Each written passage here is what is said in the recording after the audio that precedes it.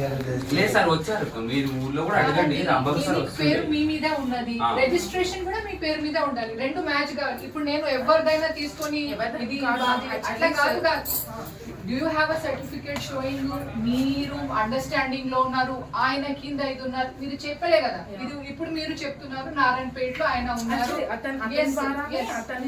So ఆయన పేరు మీద రిజిస్ట్రేషన్ ఉండాలి, ఇక్కడ ఉండాలి కదా. ఈ క్లినిక్ నేను పెడుతున్నా, నేను నా అర్హతలో ఉన్నది, అది మీరు చెప్పట్లేదు.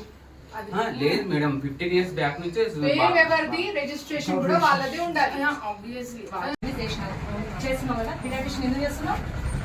ఎందుకు చేస్తున్నావు? ఐవీఎఫ్ ట్రీట్మెంట్ ఒక గైనకాలజిస్ట్ ఇవ్వలేదు తెలుసా? ట్రీట్మెంట్ ఎవరేనమ్మా, గైనిక్ వాళ్ళు చాలా మంది ఉన్నారు కానీ ఐవీఎఫ్ ఎవరు పెట్టుకోలేదు.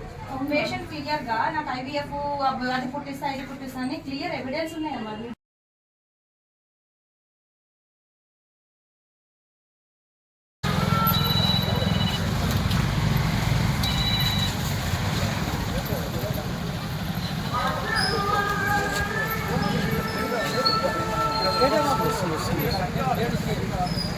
ఇట్లా పోనా ముందుకు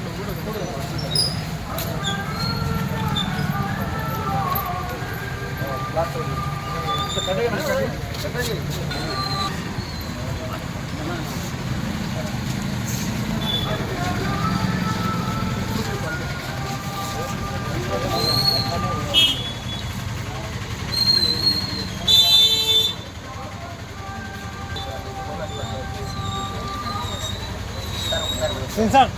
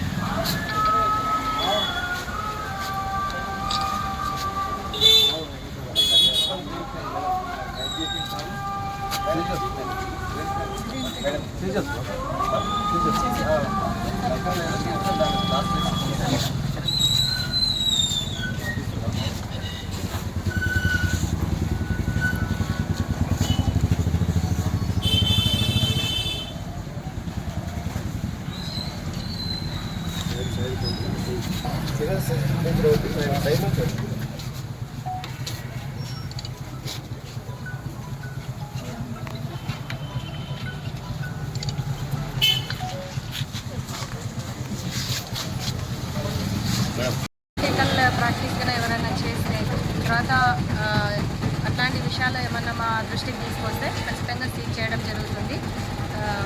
ఎందుకంటే ఇప్పుడు అవుట్ ఆఫ్ స్టేట్లో బిఏఎంఎస్, బిహెచ్ఎంఎస్, ఎంబీబీఎస్ అబ్రాడ్లో కూడా చేసి చాలామంది పర్మిషన్ తీసుకోకుండా డిగ్రీ మన ఎంసీఐ రికగ్నిషన్ చేయకుండా క్లినిక్లు పెట్టుకుంటున్నారు. అట్లా పెట్టుకోకుండా వాళ్ళు ఏం చేయాలంటే డెఫినెట్లీ మన దగ్గర ఎంసీఐ రిజిస్ట్రేషన్ చేయించుకోవాలి. తర్వాత ఒకవేళ వాళ్ళు ప్రాక్టీస్ చేయాలనుకుంటే డిఎంహెచ్ఓ రంగారెడ్డిలో వాళ్ళు పర్మిషన్ తీసుకోవాలి. పర్మిషన్ తీసుకున్నాకనే వాళ్ళు మన తెలంగాణలో ప్రాక్టీస్ చేయడానికి అర్హులు. ఇట్లాంటి ఈ సిచ్యువేషన్లో వాళ్ళు పర్మిషన్లు కానీ తీసుకోకుండా కానీ ఎంసీఐ రిజిస్ట్రేషన్ చేసుకోకుండా కానీ మన తెలంగాణ గవర్నమెంట్ రిజిస్ట్రేషన్ చేసుకోకుండా కానీ వాళ్ళు ప్రాక్టీస్కి అనర్హులు. కాబట్టి వాళ్ళు కూడా ఏమైతే చదివారో అదే ప్రాక్టీస్ చేసుకోవాలి. అలోపతిక్ అయితే అలోపతిక్, ఆయుర్వేదిక్ అయితే ఆయుర్వేదిక్, ఇట్లాంటి ప్రాక్టీసే చేయాలి. హోమియోపతిక్ అయితే హోమియోపతికే చేసుకోవాలి. అంతేగాని హోమియోపతిక్ చేసి అలోపతిక్ చదివి హోమియోపతిక్ చేయడం మంచిది కాదు. దీనివల్ల పేషెంట్స్ చాలా నష్టపోతారు.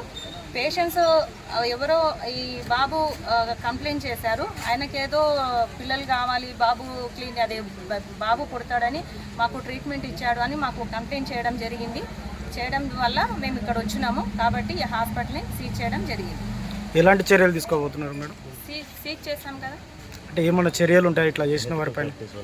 డిఎంహెచ్ఓ సార్ చూసుకుంటారండి. సార్ ఆర్డర్ ఇచ్చారు కాబట్టి మేము ఇక్కడ క్లోజ్ చేయడం జరిగింది.